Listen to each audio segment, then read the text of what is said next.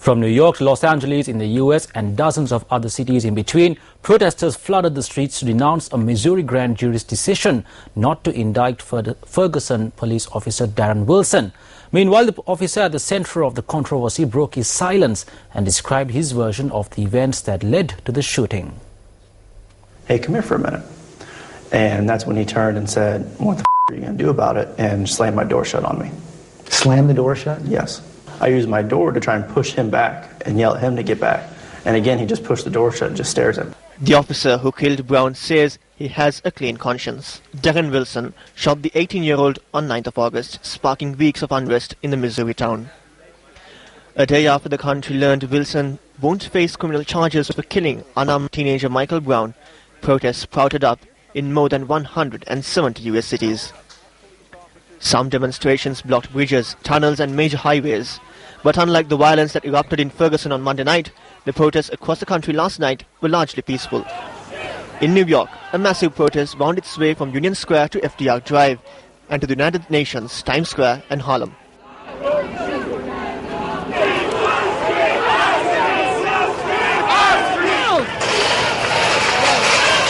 Police, who were nearby in large numbers, stayed back and let the marchers go.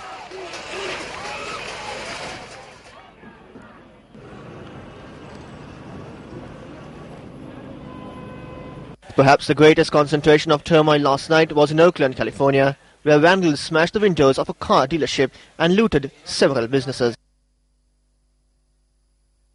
A stretch of the 101 freeway in Los Angeles was shut down in both directions after protesters took roadblocks from the streets along the debris and placed them on the freeway.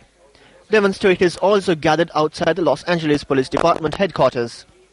In Washington, protesters lay down on a sidewalk outside police headquarters as if dead. Some had handwritten notes on their chests reading, "Black Lives Matter."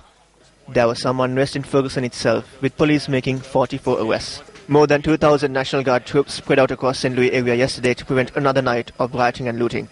As darkness fell in a scene that appeared significantly more controlled than Monday night, dozens of protesters chanted, "No justice, no peace," near the police station in suburban Ferguson, before officers swiftly moved in to detain people who defied orders to clear the road.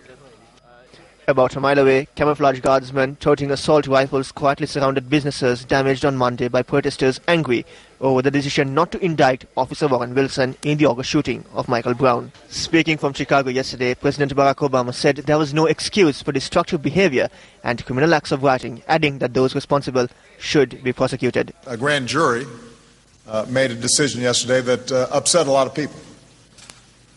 And as I said last night, the frustrations that we've seen are not just about a particular incident.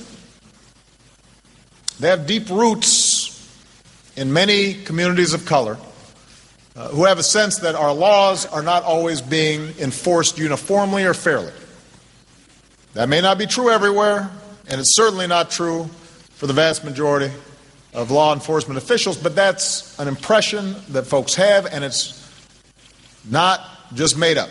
It's rooted in realities that have existed in this country for a long time. Now, Newsfirst Noriana Fernando has been closely following the developments in the U.S. and joins us now with the latest.